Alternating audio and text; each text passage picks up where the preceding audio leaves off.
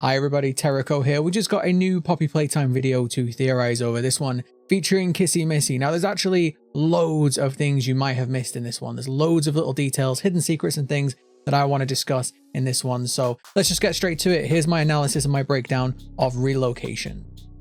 So this video is titled in the same way as Huggy's escape video. That one was Disappearance 06/18/1992 and this one is Relocation 08/08/1995. I think both of these are teasers for Poppy Playtime Chapter 3, but this latest one has way more hidden details and secrets to theorize over. This one starts off with the title Bigger Bodies Relocation Guide. It's pretty much an instructional video on how to move the living toys.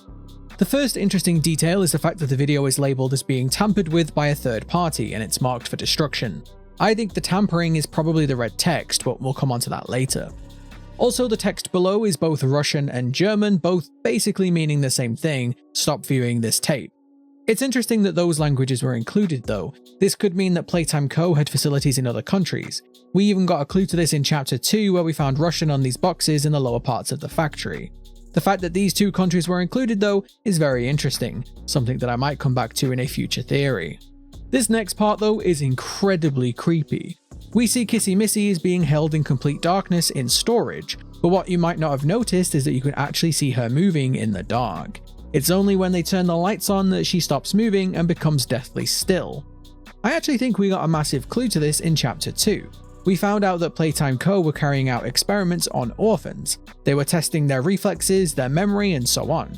My best guess is this is how they chose the best candidates for the Bigger Bodies initiative. We know for example that Mommy Longlegs was Marie Payne. But the third game that we played with Mommy was a musical statue style game, kinda like something out of Squid Game. Remember, we had to stop moving whenever the music stopped. If we didn't, PJ Pugapilla would get us. But also when the music stopped, the lights turned on. I think this was some subtle psychological conditioning. The candidates were being trained to stop whenever the lights were on. This makes complete sense to me. Playtime Co wanted the Bigger Bodies to help with their workforce, but they definitely didn't want these secrets getting out. Going so far as keeping their existence a secret from many of the workforce. Having the dolls only move in the dark would mean that they could keep them hidden, and they could convince staff that anything moving in the dark was just their imagination. Mob also gave us a big clue to this. You can see Mommy and PJ behind Kissy here. Probably not living ones, they both seem too small, but still. This might even tie back to Chapter 1 and why Huggy was completely still when we first got there. It was only after we reset the power breakers that he moved. One more tiny detail, it's possible that Kissy blinks here, although it might just be the compression or noise in the video. It's really hard to tell. Also, there is a hidden detail all the way through this video as well. If you look very closely at the static in many of the scenes, it seems to be a scrambled Huggy. You can very clearly see eyes and red lips in parts, and the fur looks blue to my eyes. Let me know down in the comments below if you saw this one. We then get a blueprint for how to detain the giant toys. Pretty obvious stuff, but the text on the right could be another clue for Chapter 3. It says, in the event of restraint failure, observe Bigger Bodies contingency plans. See Playtime Co policy on Bigger Bodies acceptable use of force in emergency scenarios. If you remember back to Huggy's escape, the staff used tranquilizer darts to bring him down. It took a huge dose to sedate him though, and several staff were injured or killed in the process. I think this is hinting at several things. First, I think this is telling us how valuable the Bigger Bodies were. We know that thousands of experiments were carried out by Playtime Co, but we don't see that many living giants. It's probably the case that these experiments failed more than they succeeded, and it took months or even years to get one to work. The company started this initiative in part to save money on staff costs, so it makes sense that they wouldn't want these dolls to get damaged due to their high value. This also means it's entirely possible that these dolls were worth more to them than living human staff. But this also might be a huge hint on the contingency plans Playtime Co had in place. Remember, we saw in the teaser for Chapter 3 a gas mask as well as this red gas. Well, my theory is they use gas as a sedative, probably a gas made from poppies as we know they are very important to the story.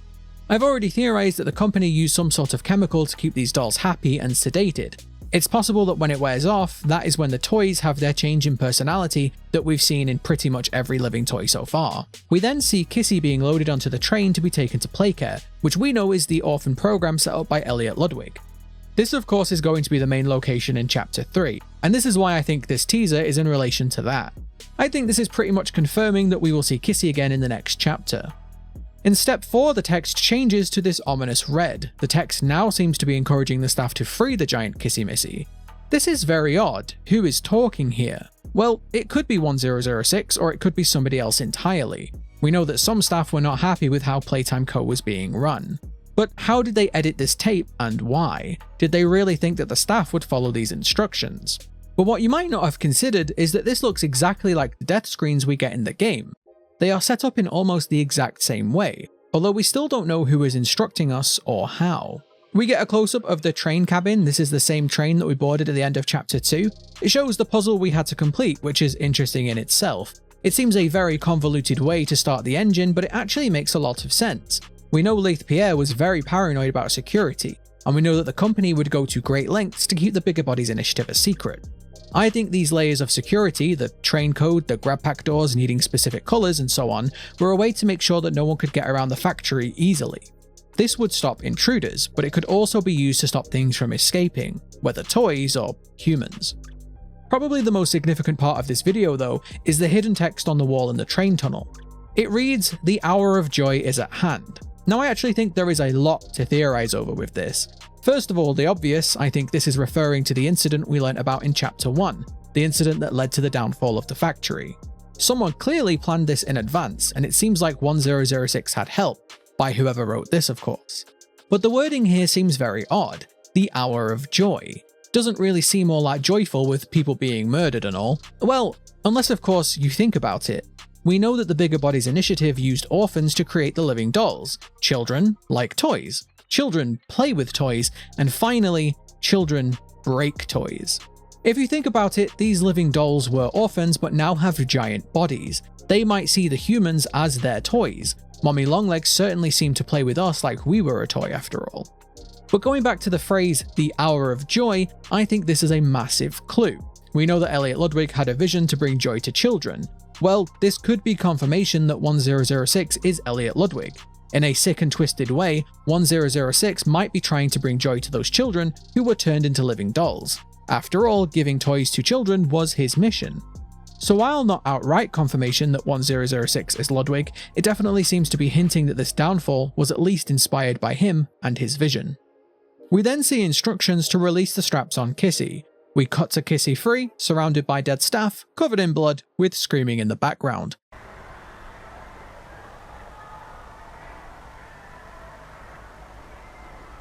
I think this is the same incident that we heard in the Scientist VHS tape in chapter 1, but I also think this scene is less simple than you might have thought. It seems like Kissy Missy got free and killed the staff, but if you look closely, she's in the exact same position as she was earlier. So either she killed the staff without moving, or she went back to her exact position for some reason. Or, alternatively, it wasn't Kissy that killed them. After all, remember that Kissy seemed friendly to us in chapter 2. Whether that was under someone else's orders or because she wasn't ready to attack us yet, like Huggy, she definitely seems to have some sort of plan. Maybe Kissy is friendly and doesn't want to harm the staff, or maybe she's just following the rules here. But that does beg the question, if Kissy didn't kill these staff, then who did? Something is definitely going on a rampage in the background, as you can hear many people screaming.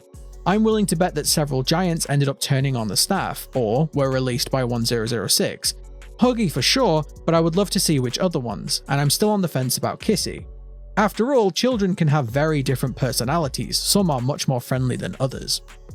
Finally, we see this logo of a very sad Huggy.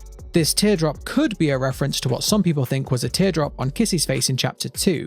I'm still not convinced whether this was where the devs recolored the Huggy model and missed a spot, or whether this was intentional. But either way, this could be a nice little Easter egg. So that was my analysis and breakdown of this very short video, but what do you think? Did I miss anything? Was there anything that you disagreed with? Let me know down in the comments. And if you like this type of content and you want to see my chapter 3 theories when they come out, make sure you subscribe today. Thank you very much for watching, and I will see you next time.